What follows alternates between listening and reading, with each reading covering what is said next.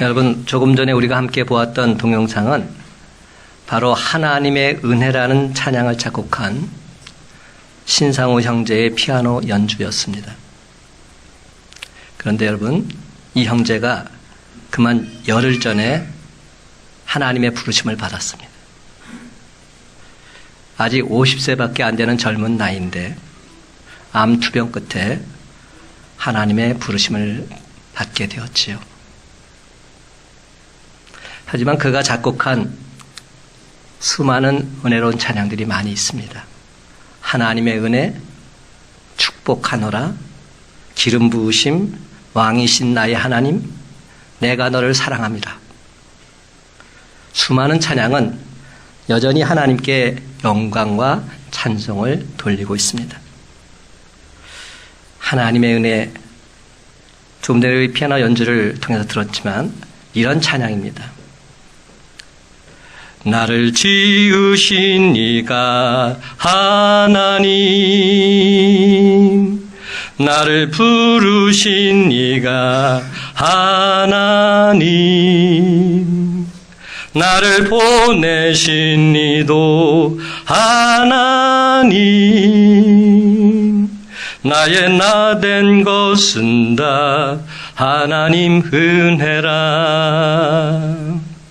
나의 달려갈 길 다 가도록, 나의 마지막 호흡 다하도록, 나로 그 십자가 품게 하시니, 나의 나 된 것은 다 하나님 은혜라. 그렇습니다. 한량 없는 은혜, 갚을 길 없는 은혜, 내 삶을 에워싸는 하나님의 은혜, 나 주저함없이 그 땅을 밟음도 나를 붙드시는 하나님의 은혜. 그는 이 모든 것이 나를 지으신 하나님의 은혜라 노래하고 있습니다. 하나님의 도구로 온전히 쓰임받았던 그는 생전에 이런 고백을 하나님께 드렸지요. 찬양을 작곡한다는 것은 다른 것과 가치를 비교할 수 없는 하나님의 부르심이기에 나는 범사의 하나님께 찬양으로 감사의 제사를 드리지 않을 수 없습니다. 하나님 아버지 감사합니다. 그런데 여러분, 오늘날 대부분의 사람들은 안 그런 척 하면서도 물질의 노예가 되어 있는 것 같습니다. 믿는 사람들조차도 아닌 척 하면서도 돈을 추구하면서 살다가 미치가지가 되어가고 있는 안타까운 모습처럼 보여집니다. 그런데 여러분, 돈 가지고 잠시 잠깐 세상 부귀영화 누릴 수 있을지는 모르겠지만 영원토록 살 수는 없습니다. 하나님께서는 당신 자녀들에게 이미 영원한 생명을 허락해 주셨습니다. 영생이라는 선물을 주었습니다. 그렇습니다. 우리는 돈 가지고도 살 수 없는 존귀한 것들 이미 다 소유한 자들입니다. 하나님의 자녀들 우리들은 모두가 다 누가 뭐라 해도 천국 백성들입니다. 그러니 하나님 아버지께 어찌 감사하지 않을 수 있겠습니까? 영원한 생명을 허락하신 하나님 아버지, 감사하지 않을 수 없지요. 그렇습니다, 여러분. 하나님 아버지께 감사하는 것, 우리 믿는 자들 신앙의 기초요 기본입니다. 감사 없이는 올바른 신앙의 삶 살아갈 수 없습니다. 한번 예를 들어보십시다. 하나님께 감사하는 마음이 없는데 성령 안에서 진실된 마음으로 하나님께 온전하게 예배드릴 수 있을까요? 그럴 수 없습니다. 감사가 없는 예배는 형식적이요 죽은 예배가 될 수밖에 없습니다. 시편 100편 4절은 말씀합니다. 감사함으로 그의 문에 들어가며 찬송함으로 그의 궁전에 들어가서 그에게 감사하며 그의 이름을 송축할지어다. 그렇습니다. 감사함으로 우리는 하나님 성전의 문을 열 수 있습니다. 감사 없는 예배단 있을 수 없습니다. 그렇다면 찬송 부르는 것은 어떨까요? 감사하는 마음도 없는데 찬송이 나올까요? 나오더라고요. 여러분들 감사하는 마음 없어도 찬송하더라고요. 그런데 부를 수는 있지만 그것은 진정한 찬송은 아니지요. 진정한 찬송이 되기 위해서는 감사한 마음으로 불러야 합니다. 그래서 골로새서 3장 16절 17절은 이렇게 말씀합니다. 시와 찬송과 신령한 노래를 부르며 감사하는 마음으로 하나님을 찬양하고 또 무엇을 하든지 말에나 일에나 다 주 예수의 이름으로 하고 그를 힘입어 하나님 아버지께 감사하라. 그렇습니다. 성도가 부르는 신령한 노래인 찬송은 감사하는 마음을 전제로 하고 있습니다. 그렇다면 기도는 어떠합니까? 감사 없는 기도가 가능할까요? 기도는 어떤 종교적인 행위가 아닙니다. 주술적인 행위가 아니라는 겁니다. 기도는 하나님과의 대화요, 하나님 은혜의 보좌 앞에 나아가는 것, 이것이 기도입니다. 그렇기 때문에 감사 없는 기도는 더 이상 기도라 말할 수 없습니다. 왜냐하면 불평과 원망의 마음을 가지고서는 하나님과 온전한 교통을 할 수 없기 때문입니다. 빌립보서 4장 6절과 7절을 말씀합니다. 아무것도 염려하지 말고 다만 모든 일에 기도와 간구로 너희 구할 것을 감사함으로 하나님께 아뢰라. 그리하면 모든 지각에 뛰어난 하나님의 평강이 그리스도 예수 안에서 너희의 마음과 생각을 지키시리라. 오늘 본문인 시편 50편은 아삽이 쓴 시입니다. 다윗의 시가 아닙니다. 아삽은 레이지파로서 헤만, 에단과 함께 다윗의 세 악사 중에 한 사람이었습니다. 그는 찬양대에서 하나님을 찬양하는 일을 맡은 사람이지요. 노래와 재금 연주에 능했던 사람입니다. 그는 이 시에서 하나님을 진정 기쁘시게 할 수 있는 가장 귀한 것, 그것이 무엇인지 우리에게 가르쳐주고 있습니다. 23절 말씀 다 같이 한 목소리 읽기를 원합니다. 23절입니다. 시작. 감사로 제사를 드리는 자가 나를 영화롭게 하나니 그의 행위를 옳게 하는 자에게 내가 하나님의 구원을 보이리라. 아멘. 여러분, 하나님께서 영광 받으실 때가 바로 우리가 하나님께 감사의 제사를 드릴 때다, 이렇게 말씀하고 있습니다. 원래 감사란 말의 히브리어 원어는 토다입니다. 토다란 말의 뜻은 뭔지 아세요? 내 던지다, 이런 뜻입니다. 내 던지다. 이는 하나님을 전적으로 신뢰함으로 하나님께 내 모든 것, 나의 전 존재, 나의 삶 전체 다 내 던지는 것, 이것이 감사입니다. 그러므로 하나님을 전적으로 신뢰하지 않는다면 우리는 감사할 수 없습니다. 어떤 환경을 만나도 하나님 아버지가 나에게 가장 좋은 것을 주셨다고 믿고서 하나님 그분을 온전히 인정할 때 우리는 진정 감사할 수 있는 것이죠. 사랑하는 성도 여러분, 감사는 하나님을 높이는 것입니다. 감사야말로 하나님을 영화롭게 하는 것입니다. 그런데 여러분, 감사하는 것이 왜 하나님을 영화롭게 하는 것이 될까요? 감사는 아버지 되신 하나님을 온전히 드러내는 것이기 때문입니다. 그러므로 우리가 감사하며 사는 것, 하나님 아버지의 뜻입니다. 우리가 감사할 때 하나님 아버지께서 영광을 받으십니다. 한번 예를 들어보십시다. 어떤 믿는 사람이 늘 원망과 불평만 하면서 살아갑니다. 짜증이 입에 배어 있습니다. 그러면 이 모습을 보던 주변 사람들이 이렇게 말하죠. 야, 너는 왜 맨날 그렇게 짜증만 내면서 사니? 도대체 네 엄마 아빠 누구야? 이렇게 묻습니다. 부모가 늘 항상 그러니까 그 자식이 그 모양 그 꼴 아니냐, 이런 의미죠. 그렇습니다. 내가 짜증내면서 살면 괜시리 우리 부모가 욕을 먹게 되어 있습니다. 그런데 여러분, 우리의 영적 아버지가 누구이십니까? 바로 하나님이십니다.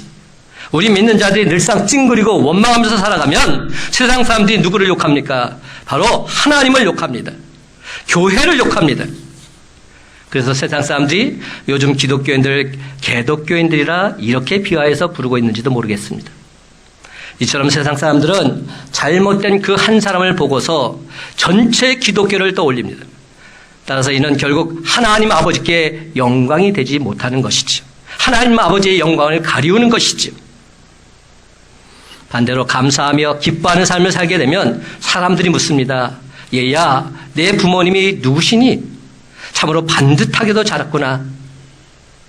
늘 언제나 행복해하는 모습을 통해서 부모님의 이름이 올라갑니다. 그렇습니다. 내가 감사하는 삶을 살면 이는 결국 하나님 아버지를 영화롭게 하는 것이 되는 것이지요.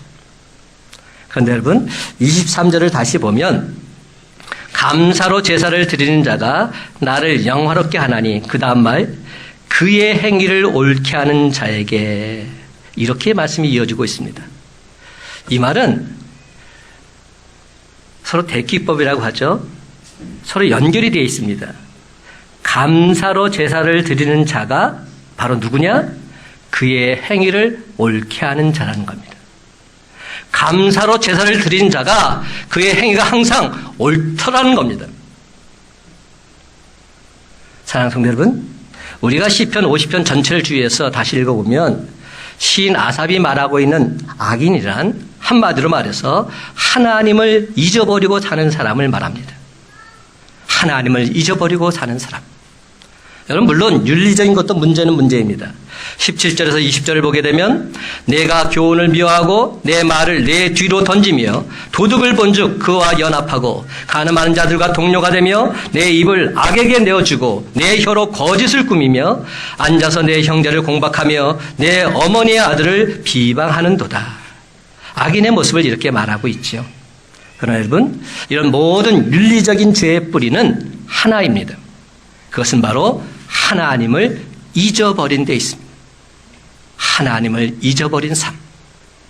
하나님이 지금도 살아계심을 믿는다면 이렇게 행동할 수 없습니다. 하나님이 지금 나를 보고 계심을 믿는다면 이렇게 예배드릴 수 없습니다. 하나님이 지금 이 시간 임재하심을 믿는다면 우리가 이렇게 살 수는 없는 것이죠. 하나님을 잊어버렸기에 그래서 이렇게 사는 겁니다. 참으로 안타까운 얘기입니다. 나는 하나님을 잊어버린 자가 아닌지.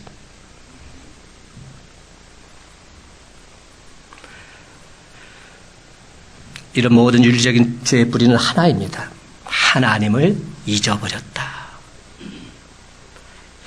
그래서 22절은 이렇게 말합니다. 한번 다 같이 함께 읽어볼까요? 22절 시작. 하나님을 잊어버린 너희여 이제 이를 생각하라. 그렇지 아니하면 내가 너희를 찢으리니 건질 자 없으리라. 얼마나 무서운 말입니까? 하나님을 잊어버린 너희여 이제 이를 생각하라. 그렇지 아니하면 내가 너희를 찢어버리겠다. 너를 건질 자 아무도 없다. 이렇게 말씀하고 있는 겁니다. 여러분 하나님을 떠나고 하나님을 잊어버리는 것은 모든 죄의 시작입니다. 그렇습니다. 여러분 하나님 없는 인생 올바른 삶 살아갈 수 없습니다. 그렇다면 우리가 어떻게 하는 것 이것이 진정 하나님 앞에서 우리의 행위를 올바르게 하는 것일까요? 그 대답 간단합니다. 그것은 바로 하나님께 감사하는 삶을 사는 겁니다. 하나님을 신뢰하고 하나님께 감사하는 자가 하나님 앞에서 그의 행위를 옳게 행하는 자입니다. 그렇습니다. 하나님을 신뢰하고 감사하는 마음을 가지고 사는 자 진정 죄악을 이길 수 있습니다. 그렇기 때문에 하나님 앞에 나와서 감사의 제사를 드리는 자를 하나님이 옳게 보신다. 성경은 분명히 말씀합니다. 그러므로 우리가 하나님 앞에서 옳은 자로 보이려면 하나님을 기억하고 감사하는 마음을 회복해야만 합니다. 또 성경은 계속해서 말하기를 그렇게 감사를 제사를 드리는 자가 결국 하나님의 구원을 보게 될 것이다 말씀합니다. 23절 말씀 제가 다시 읽습니다.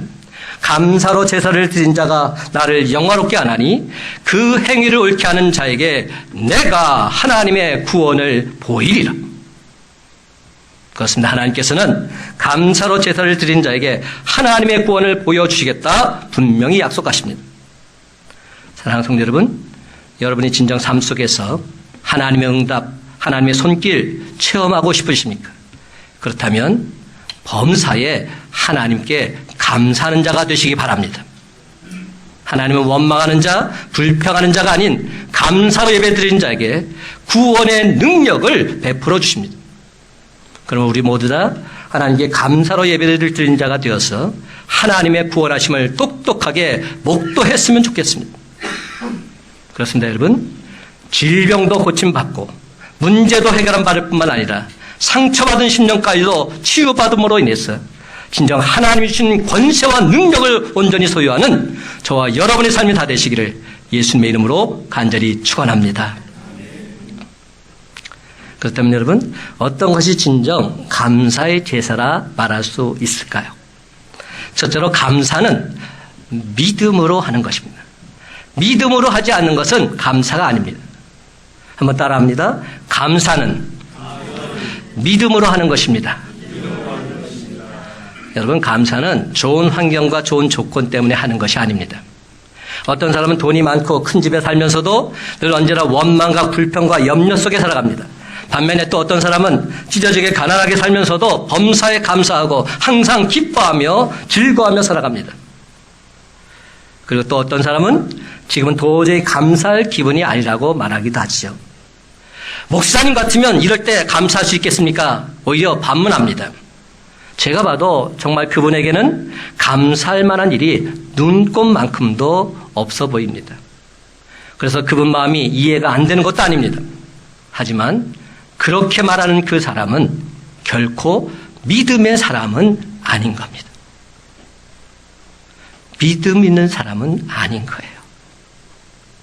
여러분, 환경이 좋을 때 하는 감사는 누구나 다 할 수 있습니다. 하지만 환경이 제 아무리 나빠도 진정 감사하는 삶을 사는 것, 이것이 바로 믿음으로 하는 감사입니다. 사랑하는 성도 여러분, 우리 주변의 현실 상황만 바라보다 보면 감사하기란 참으로 쉽지 않습니다. 그 누구도 현실에 100% 만족하는 사람 단 한 사람도 없기 때문이지요. 따라서 좀 더 솔직하게 말하자면 내가 지금 감사가 안 되는 것은 내 믿음이 사라졌기 때문입니다. 내 믿음이 약해졌기 때문입니다. 마음속 깊이 여전히 두렵고 떨리는 마음이 가득 차 있는 겁니다. 하나님을 온전히 못 믿는 겁니다. 믿지 못하는 겁니다. 그러니까 감사가 안 나오죠. 고린도전서 1장 27절에 하나님은 약한 자, 미련한 자, 없는 자, 천한 자, 멸시받는 자를 택해서 쓰시겠다 말씀하십니다. 우리가 이 말씀을 정말로 믿는다면 당연히 감사가 나오게 되어 있습니다. 내가 바로 약한 자 아닙니까? 내가 바로 미련한 자 아닙니까? 내가 바로 없는 자 아닙니까? 내가 바로 천한 자를 멸시받는 자인데 그런 나를 주님께서 들어서 사용하시겠다는 겁니다. 그러니 감사가 안 나오겠습니까? 우리가 이 말씀을 정말로 믿는다면 당연하게 감사가 나오게 되어 있습니다. 그렇습니다, 여러분. 더 나은 미래를 주실 하나님을 믿음의 눈으로 온전히 바라볼 때만이 진정 참된 감사가 나올 수 있는 겁니다. 다시 한번 저를 따라 하십시다. 감사는 믿음으로 하는 것입니다. 아멘. 그래서 감사는 늘 희망적이고 신앙적입니다. 거기에는 미래에 대한 기대가 있습니다. 여러분, 지금보다는 미래에 복 주시고 우리 삶에 친히 개입하실 하나님을 믿음으로 바라보는 사람, 참된 감사가 있습니다. 비록 지금의 현실은 외롭고 어둡고 힘들다 할지라도 앞으로 은혜 주실 하나님을 온전히 바라보면 감사할 것밖에 없습니다. 그렇습니다. 감사는 미래를 바라보는 연습입니다. 시편 기자는 이렇게 자신의 신앙을 고백합니다. 시편 71편 14절. 나는 항상 소망을 품고 주를 더욱 찬송하리로다. 나는 흔들리지 않겠다는 겁니다. 항상 소망을 품고서 주님을 더욱 찬송하며 살겠다는 겁니다. 그런데 여러분, 이 고백은 편안할 때 나온 고백이 아닙니다. 어렵고 힘들 때 하나님의 도움의 손길이 다 끊어진 것 같은 그런 상황 속에서 많은 사람들이 내 하나님이 너를 버리셨다, 너는 이제 도울 자 아무도 없다, 이렇게 말하면서 조롱하고 힘 빠지게 할 바로 그 순간에 한 고백입니다. 가장 힘들 때, 가장 어려울 때 한 고백이에요. 그렇습니다. 시편 기자의 현실은 암울하기 짝이 없었습니다. 하지만 그는 미래를 바라보면서 찬송하고 있습니다. 나는 항상 소망을 품고 주님을 더욱 찬송하겠습니다. 미래에 임하실 하나님의 도우심을 온전히 바라보았기 때문이지요. 그렇습니다, 여러분. 감사는 믿음으로 하는 것입니다. 우리가 진정 하나님을 바라보아야 감사가 마음속 깊은 곳에서부터 우러나올 수 있습니다. 사랑하는 성도 여러분, 지금 여러분의 현실이 외롭고 어둡고 힘이 드시니까. 그러면 그럴수록 은혜를 부으실 하나님 그분을 바라보시기 바랍니다. 우리를 위해서 십자가에 대신 달려서 모든 문제를 해결해 주신 예수 그리스도 그분을 온전히 바라보시기 바랍니다. 그렇습니다, 여러분. 믿음의 주여 온전하게 하시는 예수 그리스도 그분을 온전히 바라보면서 하나님 아버지께 감사의 제단을 쌓을 때 세상이 줄 수 없는 참된 기쁨, 한량없는 복을 누리며 맛보시는 저와 여러분의 복된 삶이 다 되시기를 예수님의 이름으로 간절히 축원합니다. 두 번째로 우리가 알아야 할 것은 믿음으로 감사를 드릴 때 감사 제목을 찾아야 한다는 겁니다. 의지적으로 감사 제목을 찾을 필요가 있다는 겁니다. 한번 따라합시다. 믿음으로 감사 제목을 찾아야 합니다. 여러분, 사람들은 본래 타락한 본성을 가지고 있기 때문에 마음속에서부터 저절로 감사가 나오는 것은 아니죠. 나는 마음속에서 저절로 감사하는 마음이 생긴다? 이런 분들이 있다면 지금 거짓말하는 겁니다. 감사는 우리가 적극적으로 찾아서 해야 하는 믿음의 의지적인 부분입니다. 감사는 마치 보물찾기와 같습니다. 감사의 제목들이 다 숨겨져 있습니다. 어떤 사람에게는 그 보물이 안 보입니다. 원망할 것밖에 안 보입니다. 그러나 우리가 믿음으로 찾게 되면 너무나 많은 보물이 숨겨져 있음을 발견하게 될 것입니다. 여러분, 감사와 불평은 똑같이 땅속에 파묻혀 있습니다. 그런데 어떤 사람은 감사를 캐내고 어떤 사람은 불평을 캐냅니다. 그것은 마치 금강에서 하루 종일 금을 캐는 사람이 있는 반면에 쓸데없는 돌멩이만 캐는 사람이 있는 것과도 똑같은 이치입니다. 그러므로 여러분, 우리가 믿음 가지고 의지적으로 감사 제목을 찾아야 하는 겁니다. 그렇습니다. 감사 제목을 찾으면 찾을수록 우리의 삶은 더더욱 감사로 넘쳐나게 되어 있습니다. 그래서 유명한 설교자 스펄전 목사님 이런 말씀을 했지요. 별빛을 보고 감사하는 사람에게는 달빛을 주시고, 달빛을 보고 감사하는 사람에게는 햇빛을 주시고, 햇빛을 주고 감사하는 사람에게는 해와 달이 필요 없는 영원한 빛을 주신다. 아멘입니다. 그렇습니다. 우리 주변에 감사할 제목들이 곳곳에 숨어 있습니다. 그러니 여러분 한번 찾아보시기 바랍니다. 그리고 하나님 아버지께 진심으로 감사드리시기 바랍니다. 그래야만 죽겠다고 말했던 바로 그것이 실상은 나를 살리는 숨겨진 비밀이었음을 분명히 깨닫게 될 줄로 믿습니다. 사도 바울의 경우가 그랬습니다. 하나님의 일을 해야 하는데 몸에 병이 있어서 여간 힘든 게 아닙니다. 그래서 이 병 없애달라고 하나님께 간절히 기도했습니다. 그런데도 하나님은 끝까지 응답해 주지 않았습니다. 그냥 그 병 가지고 살아 이렇게 말씀하는 겁니다. 너무하시죠. 주의를 하겠다는데 근데 아픈 대로 살라는 겁니다. 그런데도 사도 바울은 이것 때문에 참으로 놀라운 하나님의 진리를 깨닫게 되지요. 약할 때 강함 주시는 하나님이시로구나. 약할 때 강함 주시는 하나님. 비록 내가 약할 때에도 얼마든지 하나님의 은혜로 나는 강해질 수 있구나. 하나님이 함께 하시면 내가 약한 그 순간에도 능력의 역사가 나타날 수 있구나. 이 비결을 깨닫게 된 겁니다.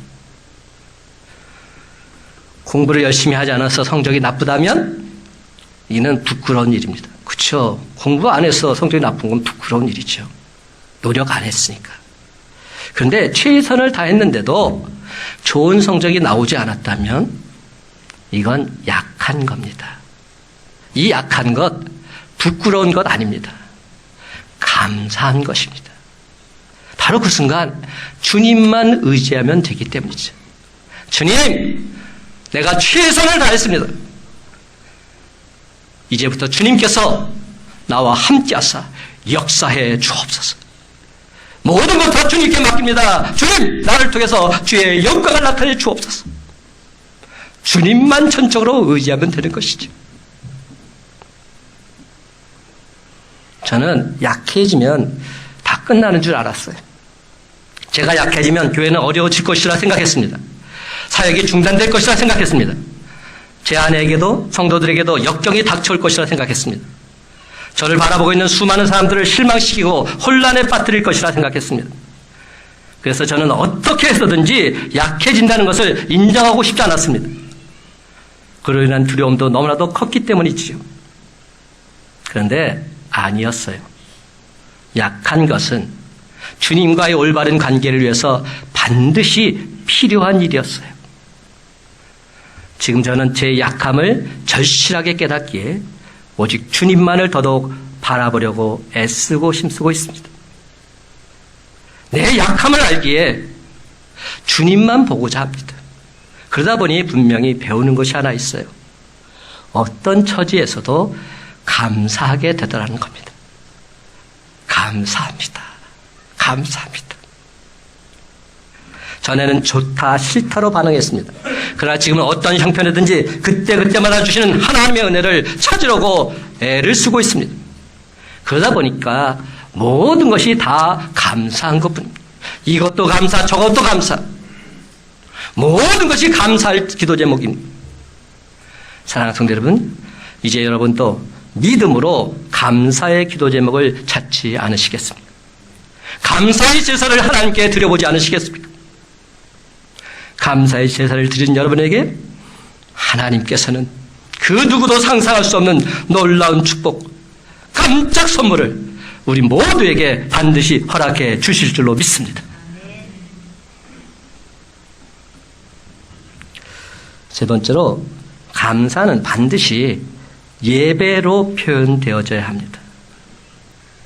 하나님께서 가장 기뻐하시는 것이 예배잖아요. 내가 예배의 자리에 나오는 것, 이것이 하나님께 감사의 제사를 드리는 겁니다. 한번 따라합니다. 감사는 반드시 예배로 표현되어야 합니다. 내가 진짜 하나님께 감사드린다면 예배의 자리에 내가 있어야지요. 근데 내가 하나님께 예배 자리에 없으면서 하나님 감사합니다? 이거는 거짓말장이에요. 엉터리예요. 가짜예요. 우리가 하나님께 감사드리는 최고의 방법은 바로 하나님 가장 기뻐하시는 예배의 삶을 사는 겁니다.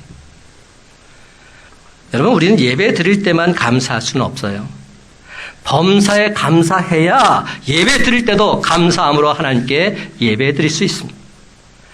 감사는 하나님과의 관계가 바로 된 사람에게서 일어나게 되어 있다는 말입니다. 그렇습니다. 하나님은 진정 감사를 원하십니다. 23절, 감사로 제사를 드린 자가 나를 영화롭게 하나니 분명히 말씀합니다.